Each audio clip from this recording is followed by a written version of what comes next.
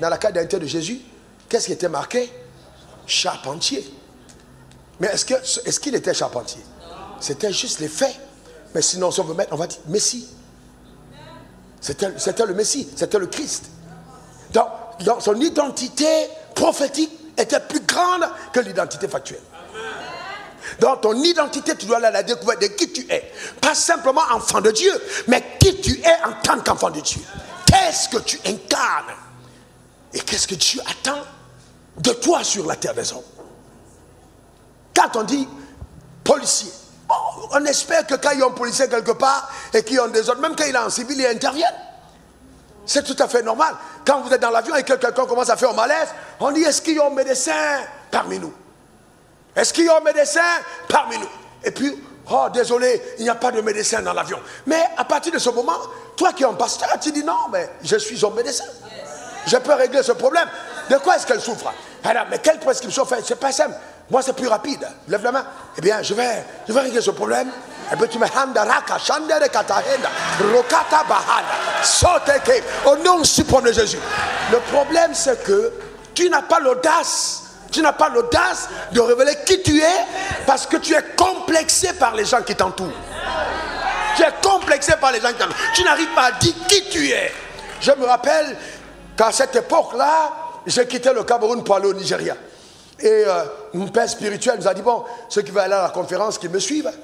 Eh bien, mais il a pris l'avion, mais je ne veux pas prendre l'avion comme mon père parce que je n'ai pas l'oseille, je n'ai pas le blé, je n'ai pas l'argent. Amen, je n'ai pas le Dieu. Il n'y a pas. Je n'en ai pas, frère. Amen. Mais je veux aller à la conférence. Eh bien, il y a un monsieur qui rêve, il dit, Dieu m'a mis à cœur de te donner, je crois que c'est 15 000 francs à l'époque. Oh Dieu, que Dieu bénisse cet homme sérieusement. Alors c'est extraordinaire. Il m'a donné cet argent, c'est 30 000. Il m'a donné les 30 000, et puis j'ai pris la pirogue à moteur et je suis parti. Et en pleine mer, la pirogue à moteur, d'abord on traverse un endroit où il y a des cadavres qui sont en train de flotter.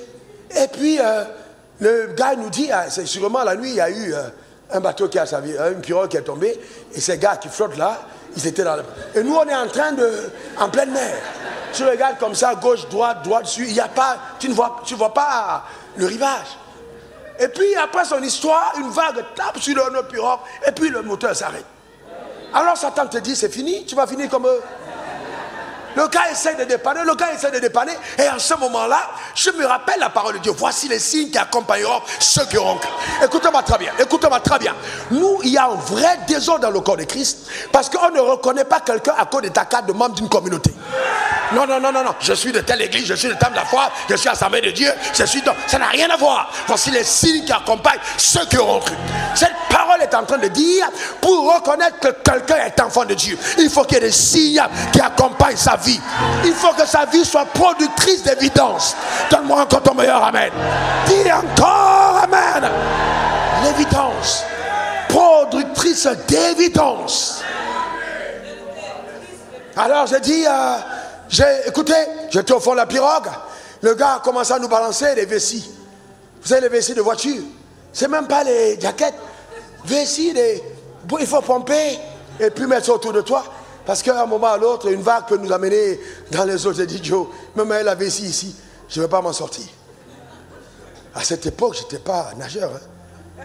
C'était compliqué. Eh bien, c'est quand j'ai rencontré ma femme que j'ai appris maintenant à nager. Alors, écoutez-moi bien donc.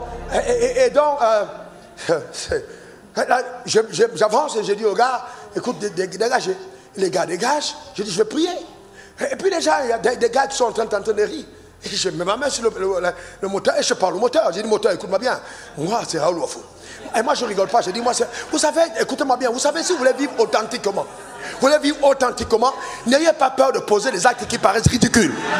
Les gens vont toujours vous attaquer à vous. Parlez et l'audace, présentez-vous. Moi, c'est Raoul Wafo, fils de Dieu. Écoute-moi bien. Je t'entends de te remettre en marche. Moteur, démarre au nom de Jésus. Le gars dit une fois rien. Je dis encore 2 fois rien. Maintenant, les gens commencent à rire. Les gens commencent à parler là, vous dites vraiment, ces gars-là, ces enfants de Dieu là, vraiment. Les gens commencent à faire des commentaires. C'est là où la colère, la sainte colère monte dans mon esprit. Je dis, moteur, écoute-moi voir. Démarre au nom suprême de Jésus. Et puis le gars qui paf, ça commence à faire Alors, vous savez quoi? Je n'avais pas assez d'argent. Et Dieu savait que j'avais besoin d'un peu plus d'argent. Donc tout de suite dans la pirogue, les gens ont commencé à me faire des offrandes. Les gens ont commencé à me faire des offrandes. Et j'ai eu l'argent de poche dont j'avais besoin au Nigeria. Je déclare sur ta vie que tous les combats que tu vas livrer vont permettre à ta vie d'aller dans les hauteurs. Donne-moi encore ton meilleur amen. Dis encore amen. L'absence du désir de la parole, de la présence de Dieu est un indicateur crédible que la vie de Dieu n'est pas en toi. Cette vie va déclencher le mécanisme. Ce n'est pas toi qui déclenche, c'est cette vie qui est en toi. Celui qui croit en Dieu, les sources de la vie jailliront de son sein. Cette vie est dedans. C'est pourquoi il peut t'arriver à 2 h du matin de te réveiller pour prier, pour lire la Bible, d'être en intimité. C'est Dieu qui le fait par la présence de la vie en toi. Et puis ne viens pas me raconter, ouais, c'est moi, je me tiens à la prêche, je prie pendant 7 heures, je m'en fais. Moi, je suis pris même 70 heures. Moi, ce que je veux voir, c'est qu'est-ce qui se passe quand tu as terminé. Ce qui prouve que tu as rencontré Dieu, ce sont les résultats. Tu ne peux pas rencontrer Dieu, tu es endetté. C'est quel Dieu tu adores qui descend tout le temps et tu es endetté. Même la chair où on t'assoit là, tu n'as pas payé et tout. Tu es endetté. À la maison, il y a crédit. Partout, tu as des problèmes avec tout le monde. Tu vois, la vie est où? Il faut la vie de Dieu. Vous savez, vivez une vie de quiétude. Ne soyez pas en rivalité, en compétition avec quiconque. Quand on commence à dire que Dieu a béni quelqu'un d'autre, ne cherchez pas toujours à expliquer. Ah, Dieu m'a dit, frère, Dieu m'a parlé, j'étais dans le secret et puis Dieu m'a dit. Mais Dieu te parle toujours des autres. Qui te parle de tes problèmes? Mais je ne comprends pas.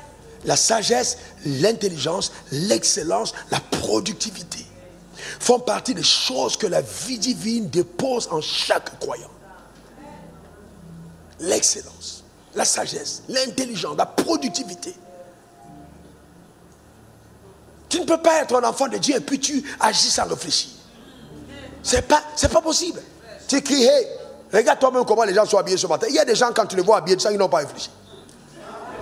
Tu peux avoir beaucoup d'habits et être désordonné. Parce que même pour t'habiller, tu prends le temps de la réflexion. Quelle est la chemise qui va avec? Quelle est la cravate qui va avec? Quelle est la chaussette qui va avec? Comment est-ce que... Ne fais pas de maquillage de désordre. La joue si est plus grosse que l'autre. Il faut, c'est pas possible. Il faut absolument, c'est l'excellence. Il faut l'excellence. Voyez-vous, ça vous fait rire, mais c'est choquant. Vous savez, c'est incroyable. Dans quel état tu as laissé ta chambre? Dans quel état? Est-ce que ton lit est dressé? Tu trouves une chaussette au nord, une chaussette au sud.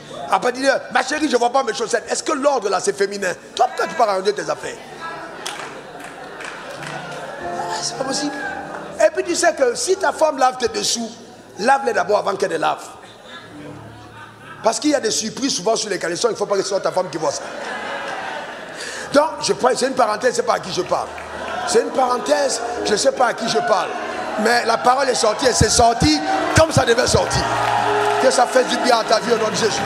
Dans tout ça, c'est ce qui te mène à l'abondance. La sagesse, l'intelligence, l'excellence te mène à l'abondance. La productivité te mène à l'abondance. C'est ça l'abondance. On y arrive parce qu'on déploie cette dimension. Dis encore amen. Maintenant, quand tu fais tout ça, point numéro 3, n'oublie jamais l'alliance. J'ai dit quoi? N'oublie jamais l'alliance. Et il y a une chose, et ma femme le sait, vous savez, tout ce que je touche, tout ce que je fais, elle me disait encore hier, c'est impressionnant. Comment est-ce que Dieu te connecte à des gens? C'est juste inimaginable. C'est juste, c'est-à-dire je peux être là comme ça et puis je soupire après quelque chose. Juste un soupir. 2 semaines après, cette chose entre dans ma vie. Je vous dis, je ne me bats pas. Je ne suis pas là parce que j'ai prié de la nuit au matin pour percer dans une affaire. Non, je ne connais pas ça. Je te dis la vérité. Je te dirai le contraire, je mens. Je ne connais pas ça. Je vis ma vie. Je médite beaucoup, je réfléchis beaucoup, je planifie beaucoup, mais j'ai d'abord confiance en Dieu. J'ai une alliance avec le ciel. C'est tout. Dieu ne m'exauce pas parce que je prie. Simplement, il m'exauce parce qu'il y a des promesses rattachées à ma vie. Galates 3, verset 7. Reconnaissez ceux qui ont la foi sont des fils d'Abraham. Est-ce que vous savez que votre position de fils, excellence, votre position de fils, Bamba, ta position de fils te donne accès à des niveaux que même ton intelligence ne peut concevoir. Vous savez, Dieu ne te va pas donner à ta vie ce que tu as demandé simplement. Dieu va donner à ta vie ce qu'il doit à ta vie. Donc si tu ne fais que demander tout ce que tu obtiens, honnêtement, tu n'es pas dans le royaume.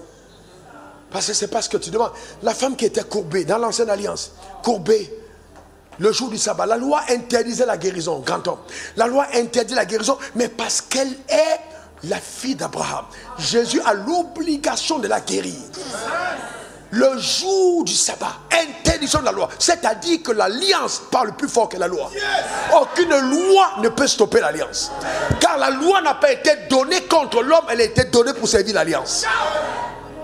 Donc tu ne peux pas me dire, ouais, parce qu'il y a eu ça. Non, non, non, il y a une obligation. Ta postérité sera bénie en Abraham. En Abraham, dis, je suis béni en Abraham. Affirme-le encore. Tu sais quoi? C'est qui a triomphé de toi hier? Tu porteras sa tête comme un témoignage. Tu porteras sa tête comme un témoignage. Amen. En Abraham, nous avons une alliance. Dieu a obligation d'agir. Dieu fait dans ma vie, pas simplement ce que je demande, mais ce qu'il est obligé de faire. Jésus a dit, je bâtirai mon église et les portes du séjour des morts ne vont pas prévaloir contre elle. Donne-moi encore ton meilleur amen. Dis, je suis né de Dieu et je triomphe du monde.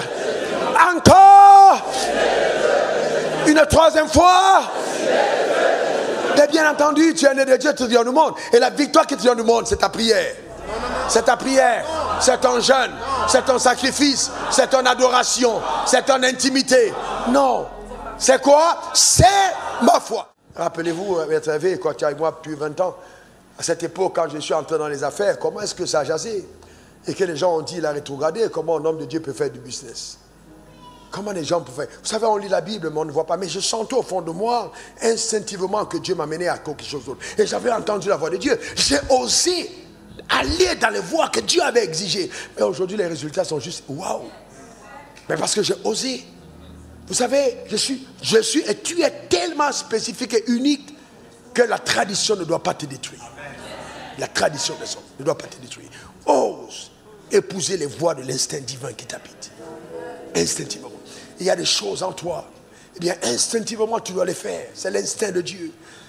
Un lionceau ne mangera jamais, même s'il a faim, le lion ne devient pas herbivore. Il y a des choses avec lesquelles tu ne dois jamais t'accoutumer, quelle que soit la rareté. Quand je suis allé aux États-Unis pour la première fois, j'avais, je crois, 27 ans à l'époque, 28. Et donc j'arrive à 29, 28. J'arrive à l'ambassade. Et j'avais ni compte bancaire, ni facture, c'est de soyez, c'est de ci, ni contrat de bail. Et puis il y avait deux personnes qui donnaient les visas. Il y a une personne qui disait à tout le monde, no go, no go, no go. Elle a dit non pas, non pas, non pas. Et elle était tout le monde avait constaté qu'elle était très méchante. Et depuis qu'on était là le matin, elle n'avait donné le visa à personne.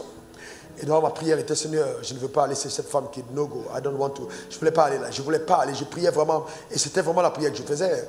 Et donc j'arrive devant elle, et je n'étais pas seul, c'est avec ma femme. Alors j'arrive là devant elle, et puis, puisqu'on m'a dit, next, please. Et donc tu n'as pas de choix, next. Alors maintenant tu dois venir.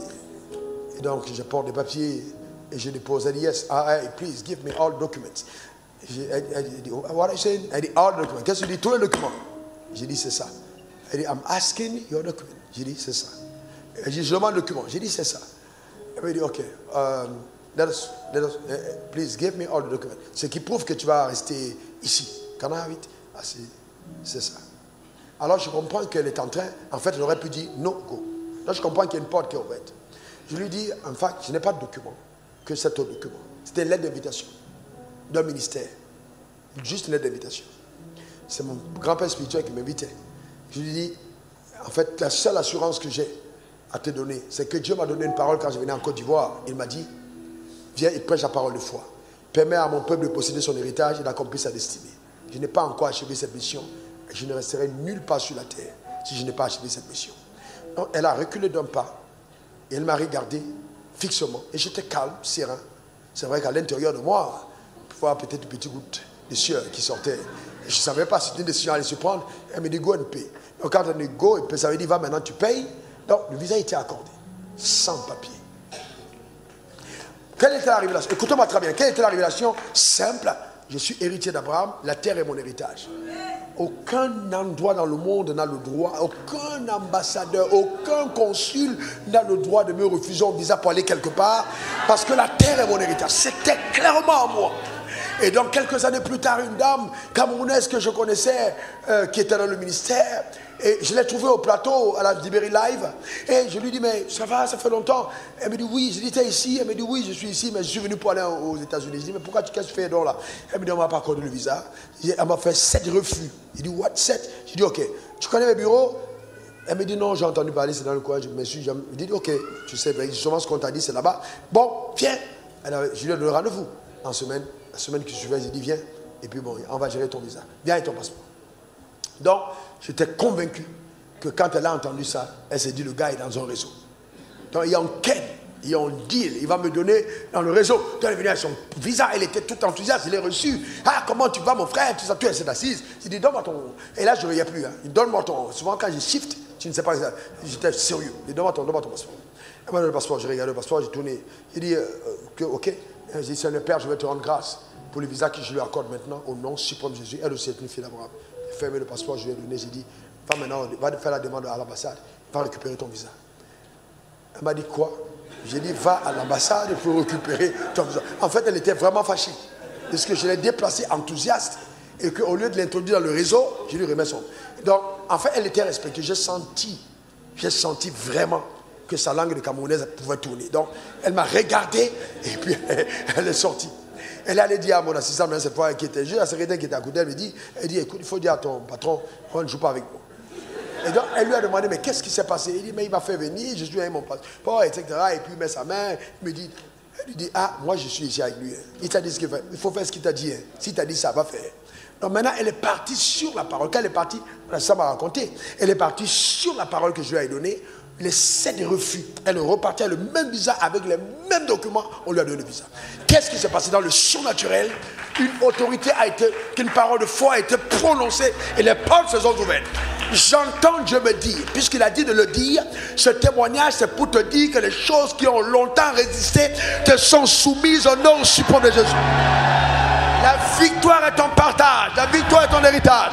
Va et saisis ce que Dieu t'a réservé dans le nom suprême de Jésus. Je voudrais demander et prier pour toi, mais je ressens dans mon esprit de te dire à quelqu'un parmi nous, c'est une parole de connaissance.